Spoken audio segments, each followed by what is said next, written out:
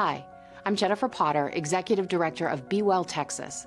Too many people are struggling alone these days, and alcohol and drug deaths are increasing. We started Be Well Texas to offer high-quality, science-based addiction treatment and recovery services anywhere, virtually or in person. In many cases, there is no cost for treatment or medications if you don't have insurance. Really. Welcome to Be Well Texas. We're glad you're here. Visit bewelltexas.org.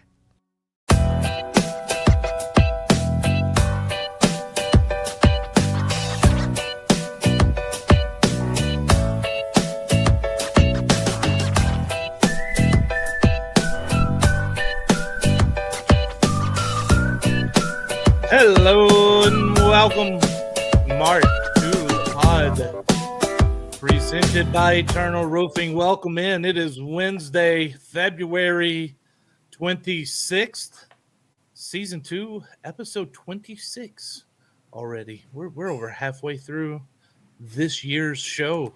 That's crazy. It's also time for us to have some uncomfortable conversations today. We're got to do that. I'm your host, producer, and the formerly band member of catfans.com, Corey Hogue, the non-FBS insider at Dave Campbell's Texas Football. Find me on your favorite social media channels, stirring up the stuff at Corey Hogue Sports. That's all one word, CORYHOGUE Sports. Please come. Let me know how you feel about me.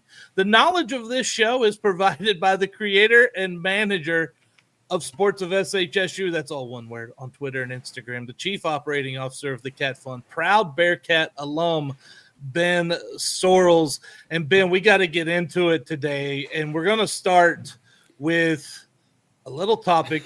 Do we forgive Josh Pate? Now, I'm going to be honest with you to start with. I didn't even know who this guy was yesterday when you sent me that. I was like, who in the world is Josh Pate? Never heard of him. So that also tells you that the chances of him knowing who I am are very none. Okay, they're none. Negative none. Just saying. That's my cousin. That's negative Nancy's cousin. Negative none. Oh, okay. Josh family Pate. affair. That's right. Josh Pate went on his show the other night, and you know what? He made a mistake. Let's listen to it. I still believe this. It's ridiculous for you to be playing FCS teams in the fall. What wouldn't be ridiculous is if I took our media partners and I put, $1 million on the line for each of you, if you will agree, Texas A&M, to schedule Sam Houston State for your spring game, and let's make a little event out of it. And so Sam Houston, the FCS team, still gets their paycheck. You get an event that your fan base gets to. I just saw Ben Reichert's face go blank when he heard Sam Houston State in reference to the Athletics, because they have not had that for years. No, and the abbreviation that Pate followed up with a tweet later in the day referred to us again as Sam Houston State in the apology. Also referred to us as San Jose State. Yeah, so listen, when you're digging a hole, and I am one who has dug a lot of holes in my days, and I've dug a few this week, you got to know when to start digging or stop digging. I don't learn that very often. Ask the wife especially. But Josh, my man, we were trying to help you yesterday. So he comes back, and Cat Nation can get on you, right? Cat Nation can get on you heavy, and they did yesterday. So last night on his show, he offered an apology. Let's listen to it. Yep. So since we do the show live, there's no editing. We can't go back and cut stuff out. And it makes it easier, but it makes it more difficult in moments like these. So not San Jose State. Oh no. Yeah, that's where we're off to a hot start. That's like, oh, Josh, good start. Number one, you're already making an excuse, Josh, okay? Listen, the easiest way out of this, trust me, from someone who messes up a lot of time, it's not roses and flowers, right? Those things are dead. Give them love. And by giving love, you just say, I'm sorry, I was wrong. I don't need an excuse. I tell my kid this all the time. I tell baseball players, I don't need an excuse. Fix it, right?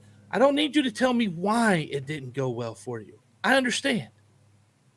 Fix it. And now he comes on, and the first thing he does is call us San Jose State. That's the beginning. But you know what? We'll It listen gets to the better rest. from there. Yeah, it gets better. It gets better. Sam Houston State, one of the states.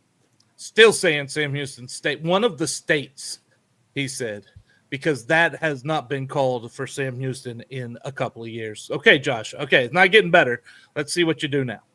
The other day, caught a stray on the show. They didn't deserve it. You're right. We did. It wasn't intentional. Okay. But many of you have let me hear about it. Oh, yes, they did. Cats on Top hits me up.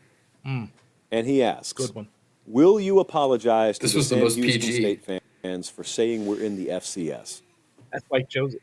Yes, I will apologize for Okay. saying that Sam Houston is in the FCS. They elevated to the glorious levels of the FBS 2 years ago. Yes, we did. They went 10-3 last year. Yeah. They went to a bowl game. Speak. Hearty golf clap for We everyone won the bowl involved. game. Whoa. What the hell is that? But Yeah. a hearty golf clap. You were on such a good roll there, Josh. And Could then, have just ended it there. yeah, but see, you don't know when to put the shovel down. It's a problem. I understand. I'm trying to help you here as a fellow shovel grabber and hole digger all the time. Let's just finish it out to see maybe it got a little better after that. The other night, flippantly, I was making a point, I think about strength of schedule this or is something another like that. excuse, I just man. needed a name to pop in So my it's not mind really getting better. quick, and Sam This Houston is State excuse popped two. in my mind. And yes, because they've been FCS my whole life. His I whole life, mistakenly which is a just lie, mentioned- because the last 2 years they have not. Can't be your whole life, Josh. Come on. Well, Math. I was going to say, depending on when he's born, too, we might have been D2. That is true. Oh, my gosh. I don't think he's that old, but you never know. 87, know. I think it was. I don't know. Look, first off, he's got a beautiful bald head, and I respect that, right? Those of us with no hair, we have to stand by each other up there. I don't know. I mean, what's he? I would say he's got to be at least in his 30s, maybe early 40s. Yeah, you never know. That's what Yeah. I'm saying. 87, I think, was the year we made the move, so you never Josh, know. you may have just made even a bigger lie. Not getting better. Okay. He's got to finish this up strong. them as an example of an FCS team. I think bigger and more egregious crimes have been committed in my lifetime, but this one I got called out for. Colin, do you have Okay, Josh, bigger and more egregious crimes have been committed. I do think that the Cats fan base can be very forgiving if you actually flip and apologize, dude. I mean, seriously. Yeah, oh, and I know a lot of people have pointed it out too, but his show is owned by CBS and he works for CBS Sports. And I want to say for 2 of our games the last 2 years, I think it was at Liberty 2 years ago, and then I can't remember what game it was this year, maybe at Western Kentucky or maybe Liberty again. He was in the studio for the halftime of our game. Listen, Josh, I understand you had a brain fart. I get it. No, I get it. As somebody who does this, who's on some, I get it, man. It happens. We give you an open invitation to come on the show and just, actually give a full-on, hey, I'm sorry, I messed up. We all can shake hands and move on. Just saying. Maybe even talk some football. We could definitely talk some football and let them in on a little bit of what makes Sam Houston so great. Viewer comments, which is one thing. He then called us SHST. Yeah, We don't. Brian Judson Jr. Yeah, I mean, mispronounce it 3 times, right? You barely got the name right at all. I don't know that I can forgive him, but I did see a little kindness coming from some of the replies last night from Cat fans. Yeah, it was mixed, which I was surprised it was even that good. I was a little bit too. Yeah. I was a little bit too. Man, that is but hey, the invitation's open. It's out there. Josh Pate, if you want to come on here and give us a good apology, maybe talk a little bit of Cats football, get to know the 2025 edition, because we got the man with all the knowledge sitting right over here on the show. Yeah, and I was going to say, speaking of that, I'm yeah, probably going to have some content start to roll out with spring ball coming up the next few weeks. Conversation with Coach Longo here in the next couple days. So the insider info will start to ramp up again, and we'll talk about more of that later. Oh, yeah. Yeah, you can catch that over on the exclusive Cat Fun section at catfans.com. Before we get into talking about this baseball team, let's hear a word from our friends over at Eternal Roofing. Eternal Roofing and General Contracting is your choice for integrity work in the Texas Hill Country. Taylor Andrus and crew provide experienced quality roofing services with a mission of roofing with faith, serving with integrity, and sheltering homes in the spirit of stewardship. Don't just take our word for it. Here's what satisfied customer Pamela Allen had to say about Eternal Roofing. They did a great job on our patio roof, came out quick for a quote. The quote was very reasonable, and they started and finished work well and quickly. Not a bad thing to say about Eternal Roofing. Give Eternal Roofing a call today at area code 830-251-5673 or area code 936-215-8539, or you can email them taylor@eternalroofingtx.com. Once again, big thank you to our friends over at Eternal Roofing for sponsoring our show. And we got uncomfortable conversations. We said it from the top. It's time to have those. And we're going to start off with this baseball team who, hey, look, this is how bad it's been. I was a little relieved last night that it was only, 4-3? And a game you probably should have won, too. And, well, I mean, don't even start there. You're going a step too far at this point in the season, my friend. It's a game that you felt like I was afraid of a 10-run rule. Yeah, I mean, U of H has been playing really well. And Sam Houston has not. Right. And we got to talk about that. Like, I mean, and it's not getting any easier. You know, that's the thing about it. You look at this upcoming schedule coming up this weekend. They are at the Frisco Classic. And Friday night, which, by the way, I will be there Friday night, very close to the field, watching Sam Houston and Nebraska at 6 o'clock at Riders Field in Frisco. Listen, I don't know how to say this nicely. They are currently 2-6, and they are starting a very long road trip. They don't come back home till March the 12th. That's a 9-game road trip. And then on top of that, you have the Frisco Classic this weekend, where you're playing Nebraska, Kansas State, number 2 LSU. You have UT Arlington on the road. Number 16 Oklahoma. Oh, good team, yes. Number 16 Oklahoma on the road.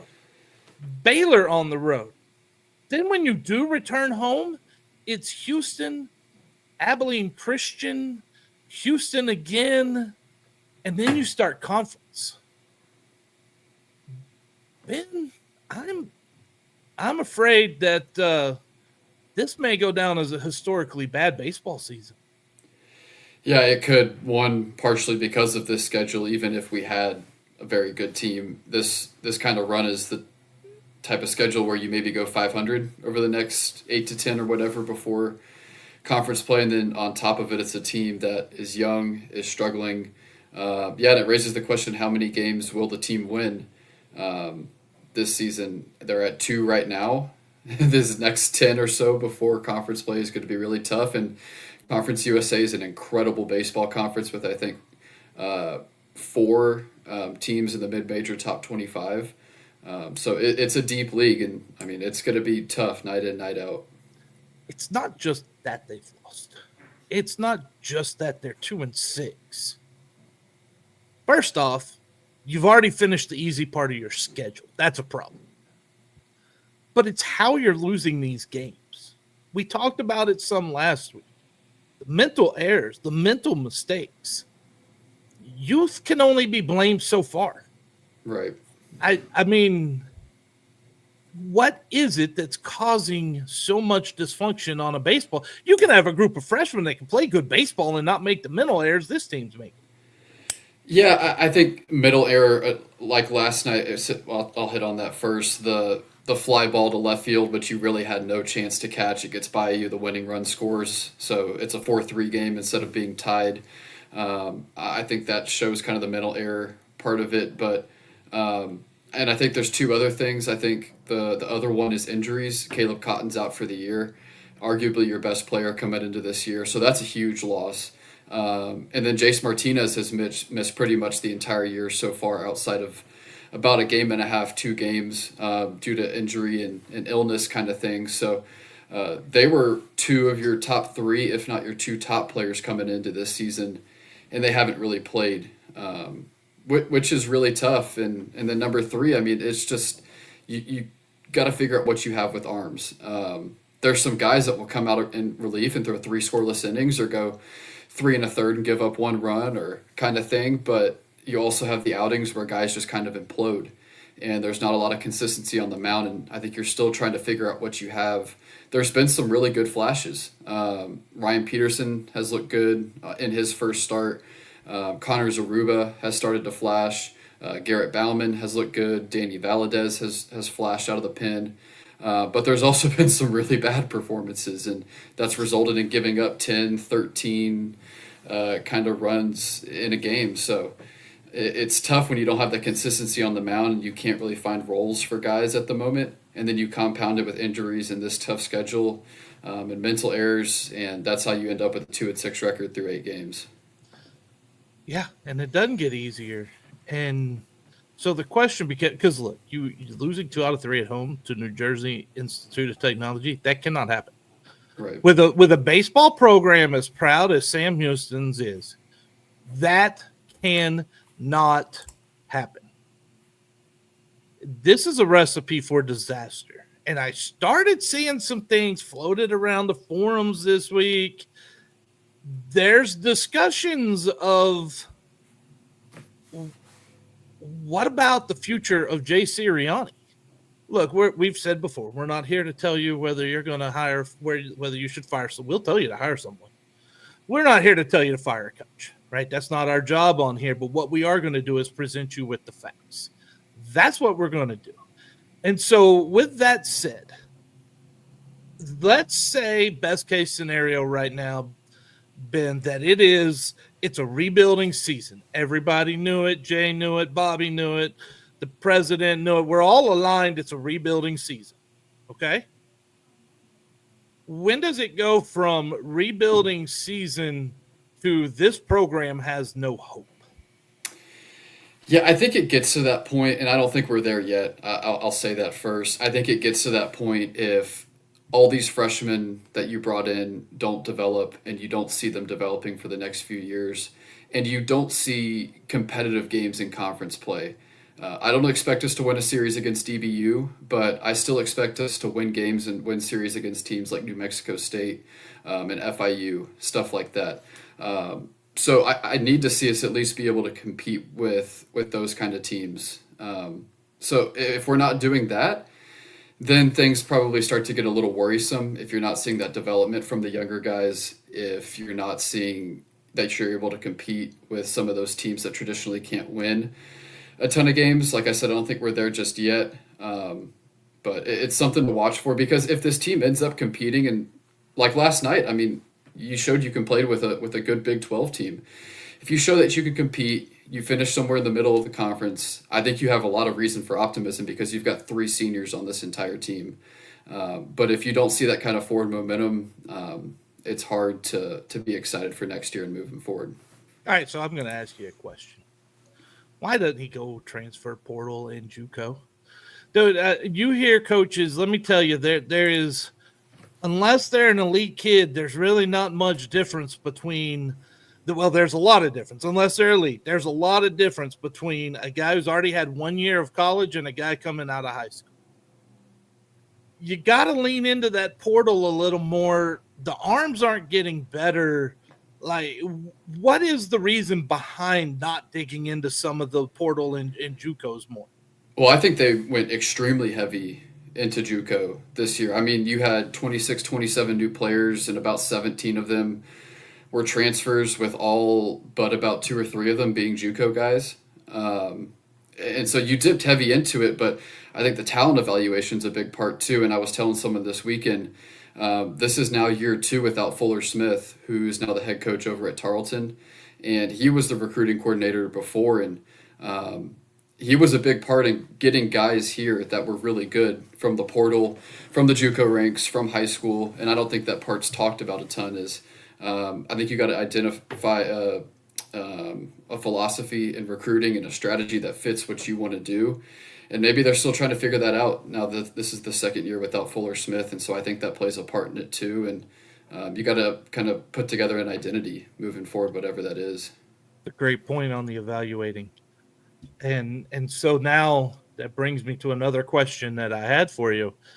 How much of Sirianni's success has been with Matt Degg's recruits? To me, from an outsider's view, feels like a lot. I don't necessarily think so. Deggs left in 19. The 2020 team, they only played 14 games but went 7-7. Honestly, didn't even look that great. And a lot of those were Deggs guys. 2021 was a little bit better of a year. 2022 was a really good year, but you fell apart in the conference tournament. And then 2023 is when you put it all together, had a great regular season, won the conference tournament. And so that team in 2023 was 4 years removed from Deggs. And I mean, you have to give it to Sirianni and Coach Webb and Fuller Smith for putting that team together. It kind of felt like it was 4 years in the making.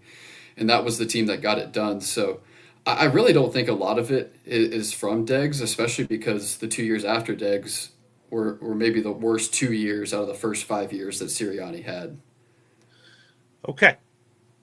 So, with that said, I'm going to present you a reason why there might be a problem. Because again, you are what your record says you are.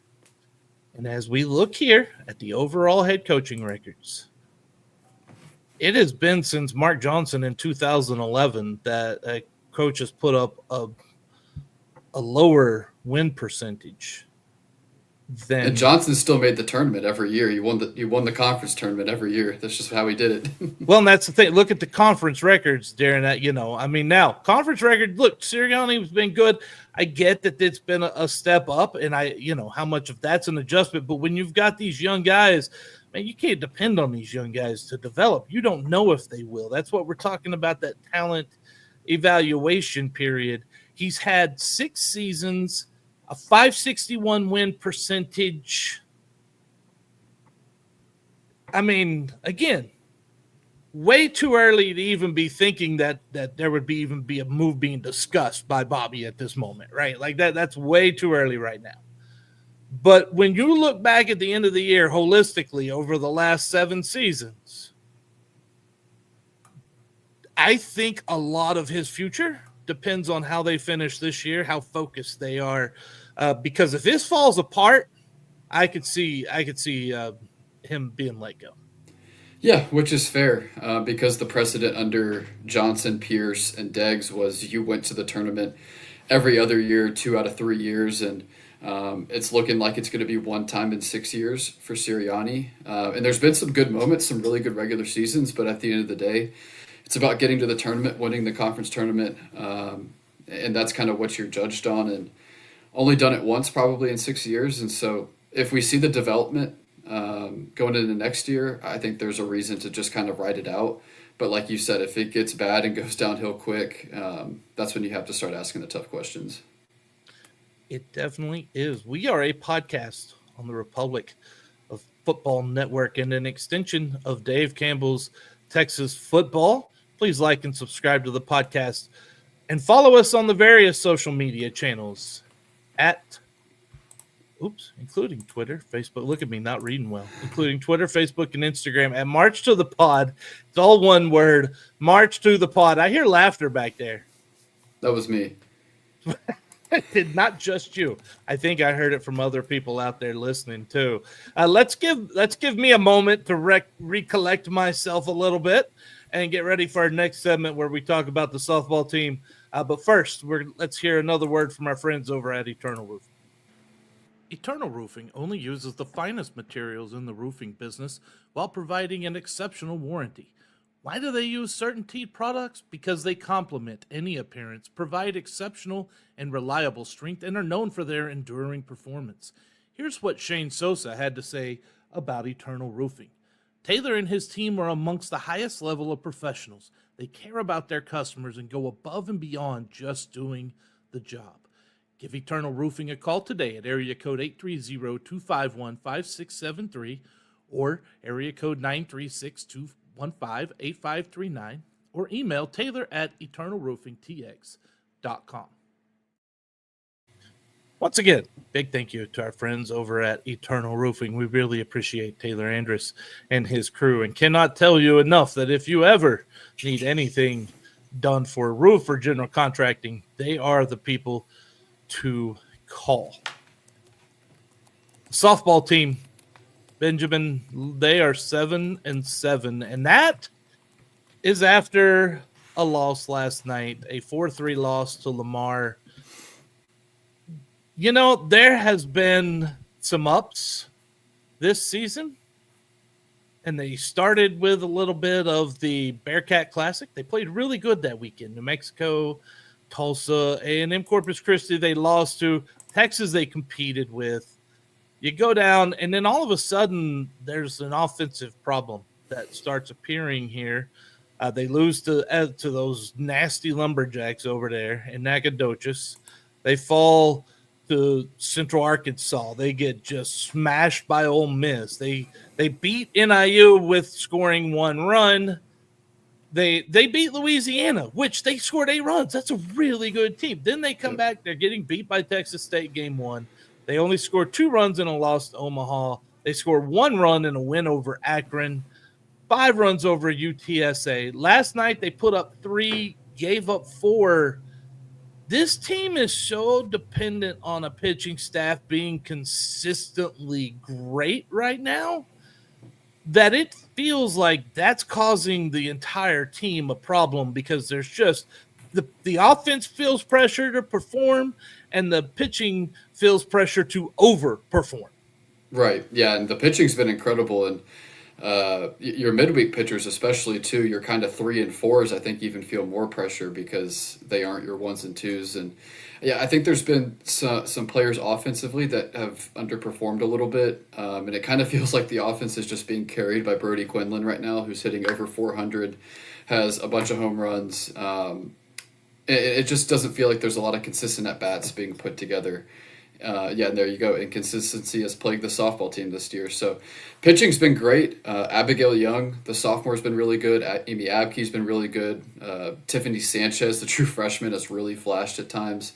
But yeah, you got to find some consistency in the offense. You've got 3 regular hitters hitting above 200 right now. That is not a good enough number. Yeah, you've got a couple others that are hitting above. Well, I should say 250. You've got a couple others that are hitting above 200. They just don't have a ton of at-bats. But the 4 people that are qualified, there's only 3 people hitting above 280. And look, I am one of those analytic guys. I love the analytics of it, and I understand that it's not always about the batting average. It's about getting on base too. But when your batting average is 250 or below, your on base percentage needs to be like 500, and that just doesn't equate. That math in my brain does not happen. Yeah, 8 hitters hitting below 250 right now.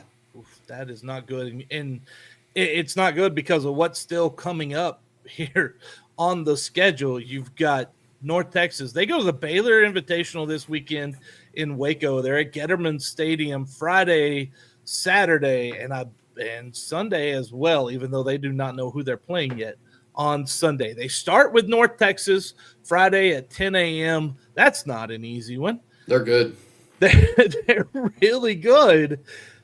And then you've got Cal Baptist. I don't know a whole lot about Cal Baptist other than the fact they're about to go West Coast Conference. That's true. check out Corey's piece about conference realignment.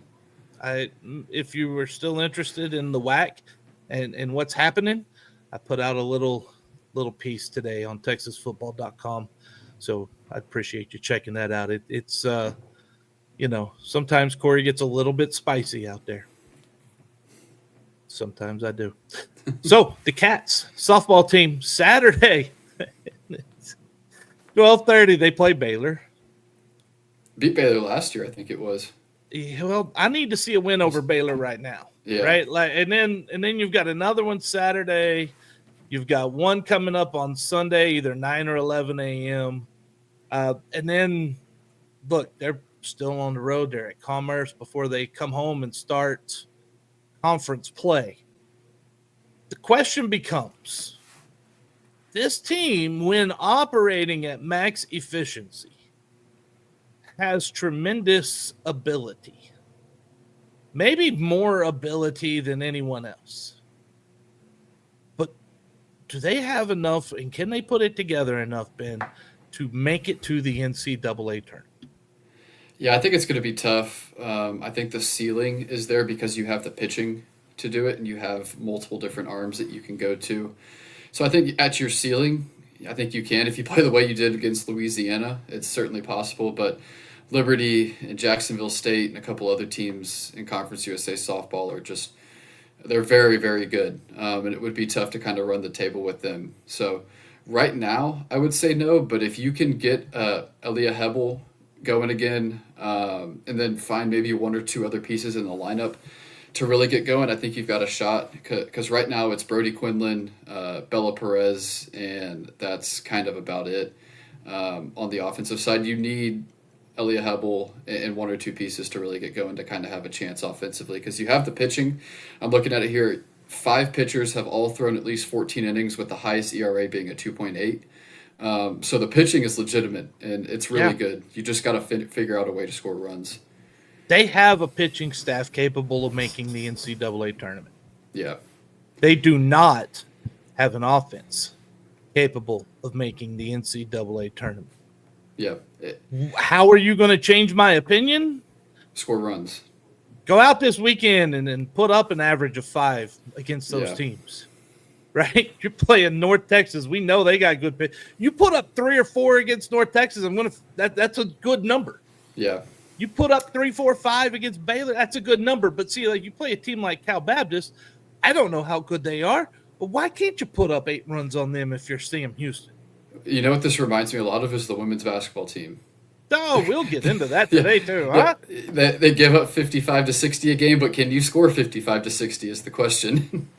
It really is. And listen, when it comes to baseball, softball, the stick sports, as some people like to call them, a lot of that is about momentum, building that momentum up as you're going, getting that offense rolling, having somebody at the top of the lineup that gets on base, maybe a disruptor, some speed.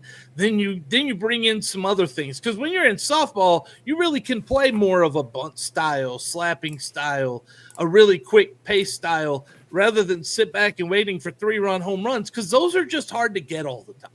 Right. Yeah, and you're going to have to manufacture runs or do something with this offense. Is it a coaching style that's keeping it from manufacturing runs, or is it a roster that doesn't have the players necessary to manufacture those runs? I mean, I think you have the pieces. Bella Perez, like I said, and Brody Quinlan have really stepped up. Aaliyah Hebel, who was a preseason all-conference player, is hitting, I'd have to go back and look at it, I think 180 right now, and she was maybe 140. And she was supposed to be maybe your best player coming into this year on the offensive side. And I think you're still trying to figure out roles, too. I mean, you've only got 4 batters that have enough at-bats to be qualified just because you're rotating so many people in and out of the lineup. So you got to have people kind of lock down those roles and step up. And they've got some freshmen in there, too, that are young. Haley Day, Carlin Dees. There's a couple freshmen in there, too. But you've just got to have people figure out roles and kind of solidify themselves. Yeah. Do they have a disruptor? Do they have somebody get on that base path pretty consistently, with enough speed to cause the defense some problems and make them think about some other situations that might happen? I mean, they haven't stolen a ton of bases. I mean, 11 stolen bases in 14 games. So maybe you do need to put a little bit more pressure on, and maybe you're trying to slug a little too much and need to look at like you said, like a kind of a slap and bunt kind of approach and just get people over and stuff like that. So we'll see what they do. You want a positive side approach, right? Let's talk law of averages. I don't think Elia Hebel stays at 140, right? Right. I don't think that happens. The question is, when she gets hot, does the others get hot at the same time? Is because it can get contagious. Momentum can be contagious. Hitting is contagious. If that happens, do the rest of them go, and do they start clicking?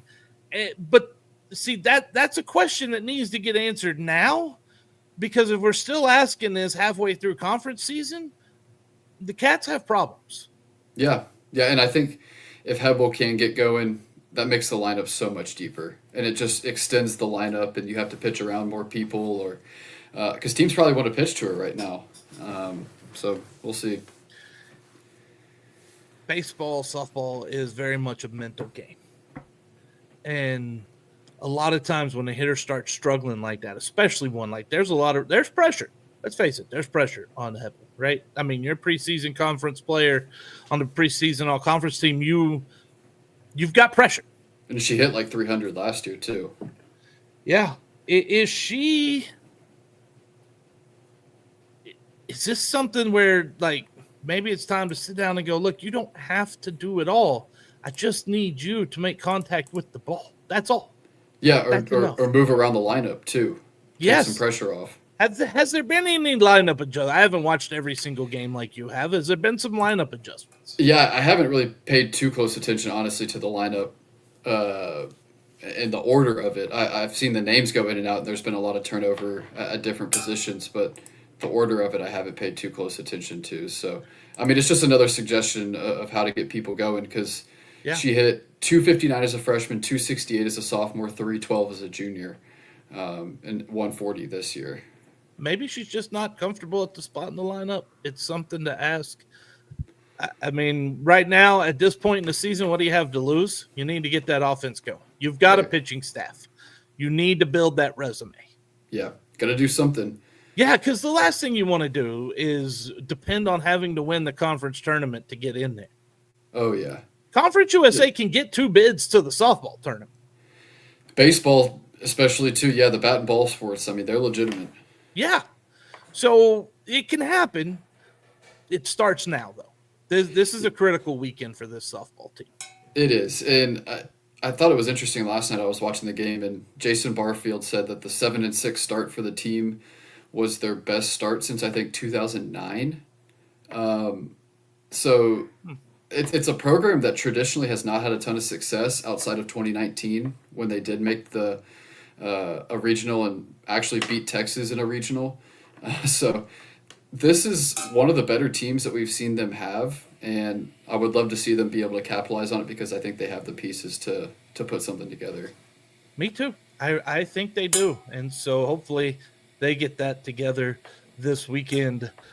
We got another leg coming up. The third leg of the show will cover both the men's and women's basketball programs.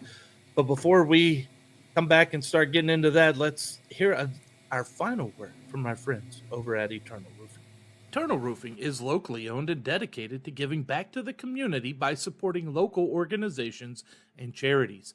They are also the winner of Nextdoor's Neighborhood Faves for 2 consecutive years. And as you know, if you've listened to this podcast, Eternal Roofing is your choice for Christmas lights. They provide premium lights tailored to fit your home, season-long maintenance, and hassle-free removal. Kyle Tatum said, "They're very professional and great quality, on time and clean, and really made me feel like they cared for me and my home." Give Eternal Roofing a call today at area code 830-251-5673 or area code 936-215-8539, or you can email taylor@eternalroofingtx.com. Once again, big thank you to our friends over at Eternal Roofing for sponsoring the show. And before we get into talking about basketball, I'm going to turn it over to the man with all the knowledge, the insider, the CEO for catfund.com, and how you can get involved, how you can help Sam Houston athletes, support them, and make this university better. Yeah, right there, cat-fund.com. You can sign up for as little as $10 a month and become a member to support athletes at Sam Houston. You also get stuff in return like merch, Cat Fund merch, stickers, insider info, access to different events. So yeah, definitely want to become a member today. Going to start the spring football content push here in the next week or two with spring ball about just about a month away at this point now. So going to have that push starting here pretty soon. So definitely want to sign up, become a member, support athletes, and join the community. Crazy that spring football is starting, man. I saw for Liberty, their spring game is Saturday, I think. That's crazy. Especially in the cold, man. Yeah. You know how much I hate the cold, man. They'll be done in 3 or 4 days, and we'll be starting 3 or 4 weeks after that. You'll be in nice sunny weather. They're going to be in that freezing crud. Oh, it's going to be hot too. It's good on that turf. Yeah, good. That's fine. Speaking of hot, yeah, we have a men's basketball team that maybe you could say they've been rather hot. They're 11-17 overall, 4-11 in the conference. They split on the road last week. What is that? That's like 3 of their last 4 now. 3 of the last 4. Yep. They won 78-62 at Western Kentucky Thursday. They lost a close one at on the road to Middle Tennessee State Saturday. So let's just be honest. The only way that the men's basketball program is making March Madness this year is if they win the conference tournament. And there, thanks to our friends over at A Sea of Red, and you know what? We're going to move it. Nope, that is not how we're going to do it. We're going to keep it like it is. Thanks to our friends over at A Sea of Red, part of the CUSA Roundtable Podcast Network. You know, definitely check that out. A lot of other great stuff coming from CUSA schools. They put together the current men's bracket going into tomorrow night's games. And the Bearcats sit at 9th, right there with Western Kentucky.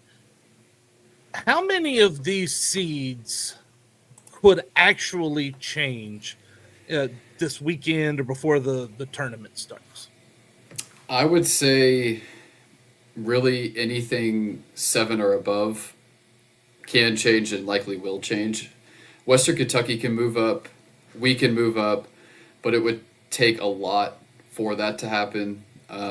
So I would say 7 and above is likely to change, probably will change, but 8, 9, and 10 are probably locked in. FIU is pretty much locked into that 10 seed. Okay, how many are locked in at the top? None. Nothing. How many are close to being locked in, though? I mean, I'll have to pull up the standings here real quick, but I think it's between like 6th place and 1st place is like a game and a half at this point. So there is a lot of shuffling that could be going on. And I think there's so 11-4 is Jack State at the top. And so I think the top 2, 3 maybe are settled. You got Jack State at 11-4, Liberty at 10-4, Middle Tennessee at 9-5, New Mexico State at 8-6, Kennesaw State at 8-7, UTEP at 7-7, the Louisiana Tech at 7-8. So there's going to be some shuffling. I think the top 3 are probably locked in between MTSU, Jack State, and Liberty, and then that 4 through 7 or 8 is also going to be shuffled. I don't know if the Cats can make it up to 6. You'd have a lot to of win ground in a short period of time. You'd have to win out and get a lot of help. And I think I saw, thanks to Jake Bolden putting the graphics out, but I think we are eliminated from getting a top 6 seed at this point. The 7 seed's the highest we can get. Okay. So you're stuck in the not making the tournament yet, because nobody makes the tournament till you get to the quarterfinals. I don't make the rules. What are the odds Because I'll just go ahead and tell you, people know.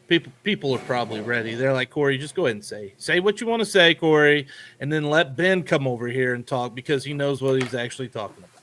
So I'll tell you, no chance. Like less than 0%. I have seen nothing from this men's basketball team. There is nothing that tells me they are primed and ready to go on a run to win this thing, to make it to the tournament. I don't see it happen.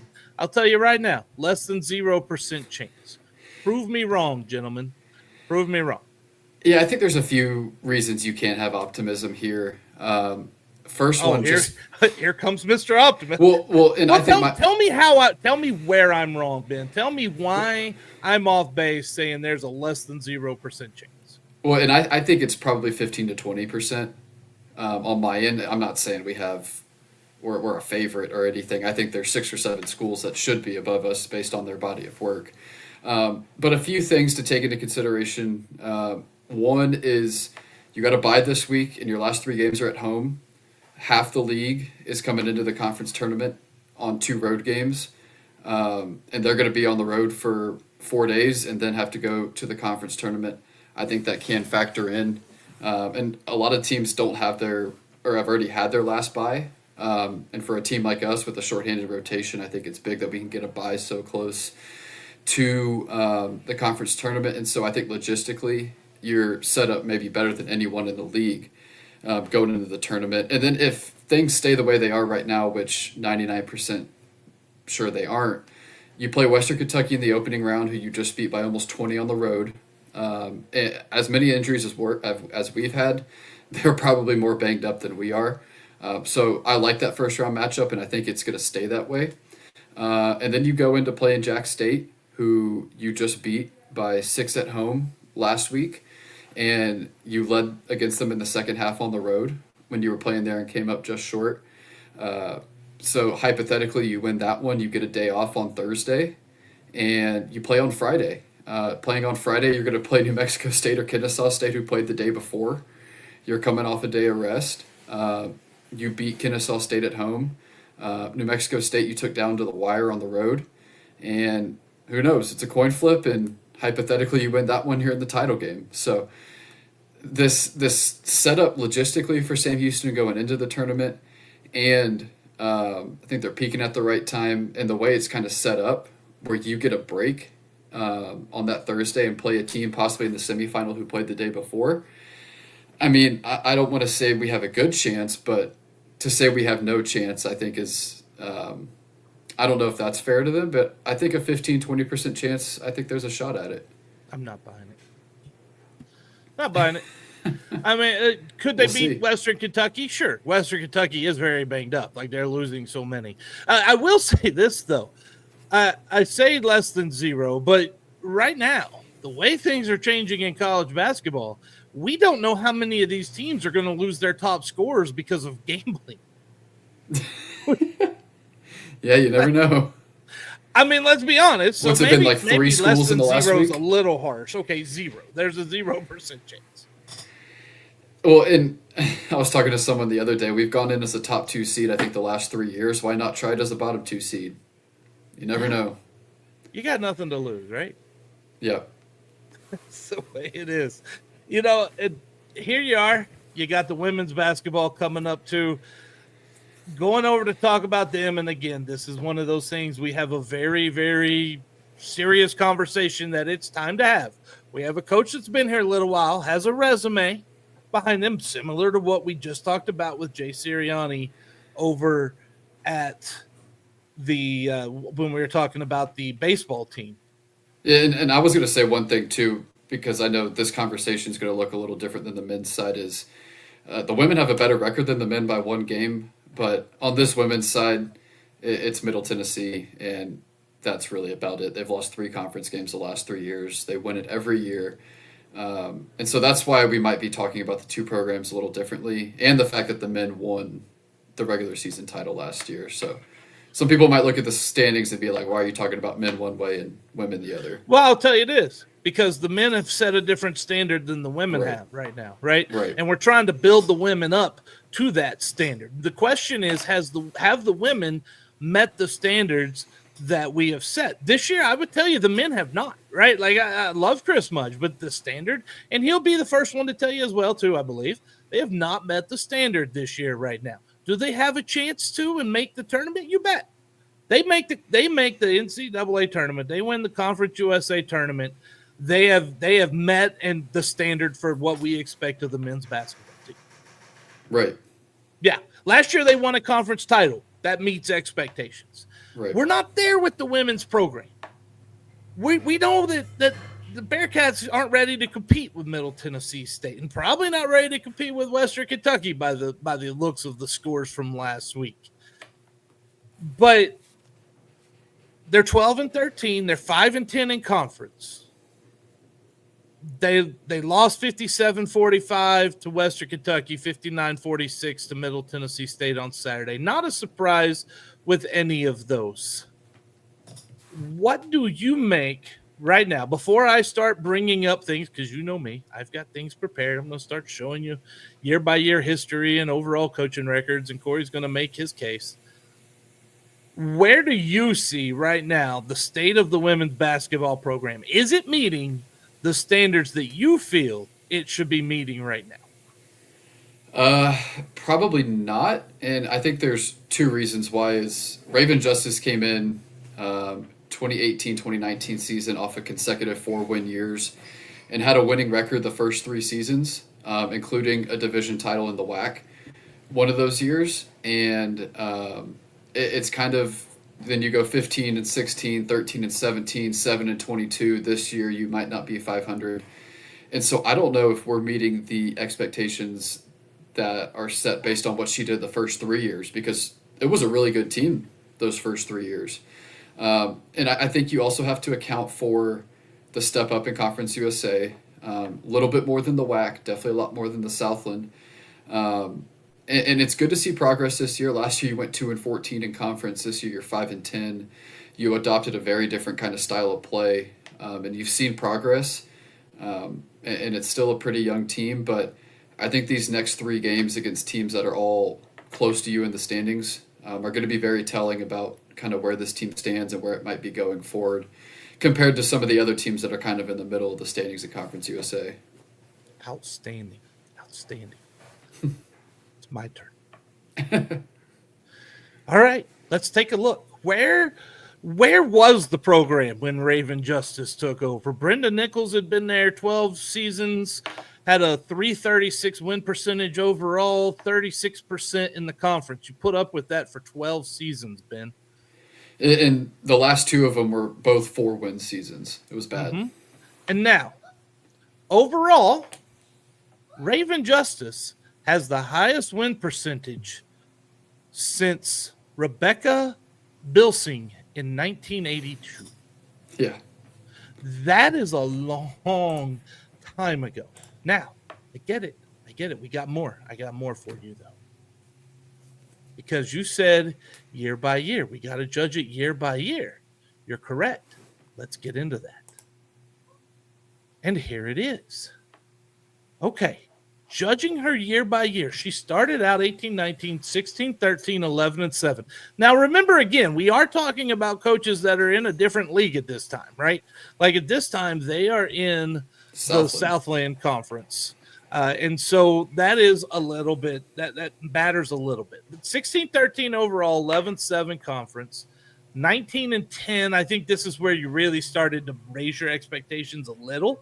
19-10, 14-6 at conference. But since then, it's been 15-8 during the COVID year, 15-16, 9-9, 13-17, 8-10. Last year, coming into Conference USA, it was not, last year was not good, right? It was 7-22, 2-14 in the conference. Now 12-13 overall, 5-10 in conference. I know 19-20 was really good. And in 2021, the COVID year, there wasn't as many games, but that was promising as well. But outside of 23-24, I don't know that they're underperforming right now.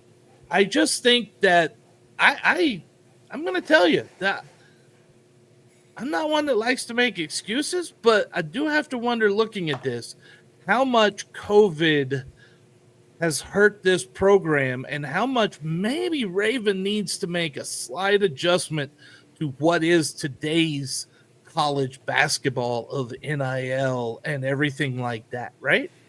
Yeah, COVID probably did have an impact. I think the move up to the WAC and Conference USA has definitely made an impact because that's when things started to turn as well.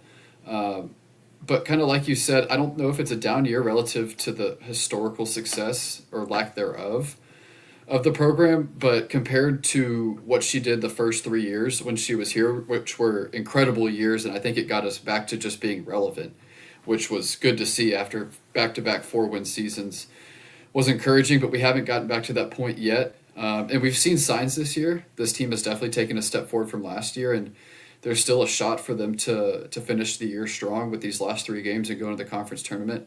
And if you finish 2 out of 3 these last 3 games, win a conference tournament game, return 60% of your roster go into next year, there's a chance to really be optimistic going forward. But if you lose the last 3, don't win a game in the conference tournament, is 5 wins in conference play going to be the ceiling for this program under Coach Justice? So we'll see. This weekend is going to tell us a lot about multiple programs, Benjamin. It's a big weekend for the Cats. It is. Lots going on. Very big weekend. A ton going on. We want to say thank you to everyone who is watching on YouTube, on Facebook, on Twitter. If you want to go see it, you can go over there. I do apologize for my pretty face.